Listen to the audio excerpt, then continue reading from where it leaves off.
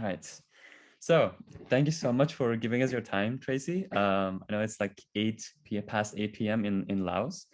Let's start by introducing yourself. Like, obviously I know you, but the audience might not. So Okay, thank go you, ahead. Abdullah. It's lovely to be here virtually with you. Well, my name's Tracey Donehue. I've been a teacher, English teacher for, I guess, over 20 years and also a teacher trainer. Mhm. I'm Australian. I live in Laos and I've been working, I guess, with refugees for a long time in Australia, in Indonesia, in Nauru, and that's how I came across the lovely Abdullah. Yeah, we've worked for like 4 years, more than 4 years, and you've helped us tremendously, not just RLC, but me personally. So before we go into that, all the good stuff, I have a few silly questions to ask you. Oh, goody. Yeah. So the first one, if you were a fruit, what fruit Oh, would you be?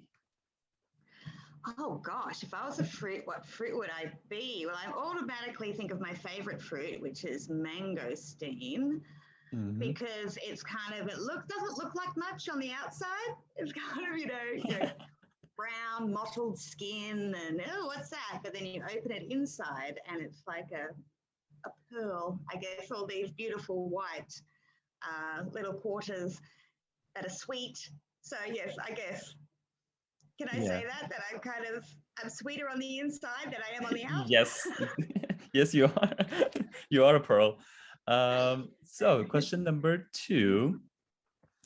Let's see. Be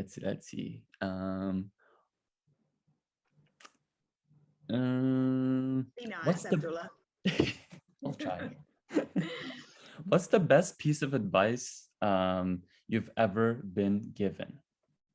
That's a more deep one. Oh, well, I guess the piece of advice that I've most often been given is my father's refrain. It's not a dress rehearsal. That's what he would always say. Okay, so the kind of, you only live once. So, do the things that you want to do because I think, Mhm. they're the regret, at the end of the day, you have regrets about the things that you didn't do. So, yeah, so I guess, yeah, seizing opportunities, maybe. Yeah. Yeah, very good advice. Yeah. I remember you've told me like more than a couple times. I So pass that's from very turning good into my advice. father. All right. Next one. Let's see. Uh, can you dance, Tracy? Yeah, Oh, you can? yeah. I love to dance. It's awesome. Yeah, I can dance, but unfortunately I can't sing.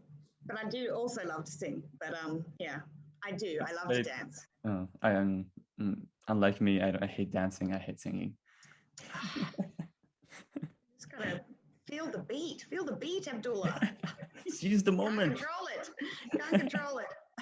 Okay, so we're done with silly questions. Let's just get into the good stuff. Okay. So how did you first start working with refugees Well, and when I was a where? teacher, well, first was a long, long time ago when I was younger than you, actually, Abdullah. Hmm. When I was doing my undergraduate in Darwin in Australia. Yeah. And while I was doing that, I started volunteering with the Adult Migrant Education Program as a Hmm. home tutor. So Okay. that was just helping newly arrived migrants who mostly were refugees from Sudan at that time. So Hmm. helping them with their English and also helping them, I guess, just adjust culturally, Hmm. helping them with the kind of new rules of the game. Yeah. So that was, I guess, my first experience, and that inspired me to then do teaching English to speakers of other languages as part of my undergraduate degree. And Mm. then as a major, so then when I did my teaching major, it was Indonesian teaching and English teaching. And so then throughout my teaching career in Australia, Yep. I was often with intensive English units, which would Hmm. be kind of centres that were situated in high schools. And so anybody who arrived from a non-English speaking background, they would first come to us and for a certain amount of time, for an intensive period, and then they would go into the main. So they were at high school, so it wasn't a special school or anything.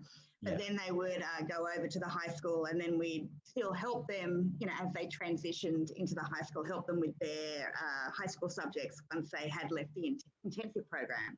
Yeah. And so through that kind of work, I worked with a lot of refugees, and That's so cool. Yeah. And so, yeah, my next question was how did that like kind of lead into like Indonesia refugees or Cisarua specifically? Because I know you've done like a lot of amazing work with them. Like how did that? Well, I was very fortunate. Well, first of all, I worked for Save the Children on Nauru, teaching the asylum seekers, the people in the detention camps on Nauru.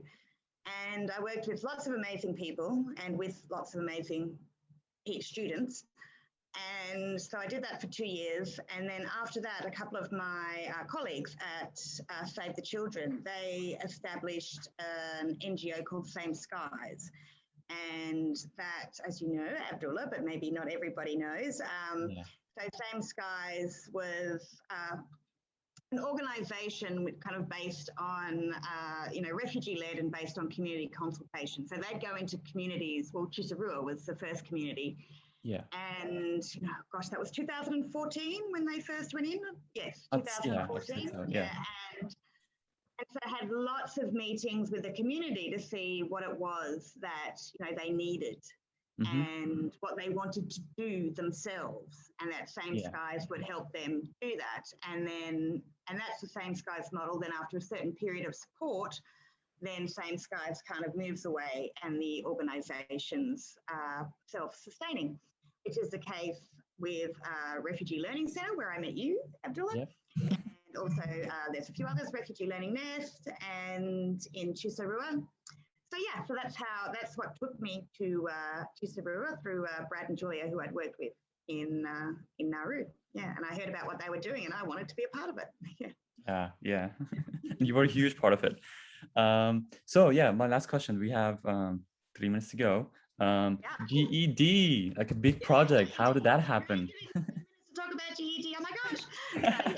So I went over so I ended up, so my work with Same Skies ended up leading into me doing my PhD on refugee teacher development in urban refugee situations such as Cisarua. And so that was with 13 refugee teachers at the Refugee Learning Centre. And that was also because I've been very much moulded and inspired by Same Skies work based on a consultative approach. And so saying, what do you need to make you feel like good teachers who can provide quality education to the students that you're teaching?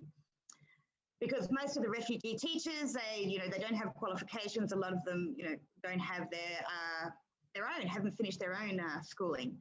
And one of the things, we came up with 3 initiatives, but one of them was, well, we want our own educational qualification because I would feel more validated and credible as a teacher if I had, a qualification behind me.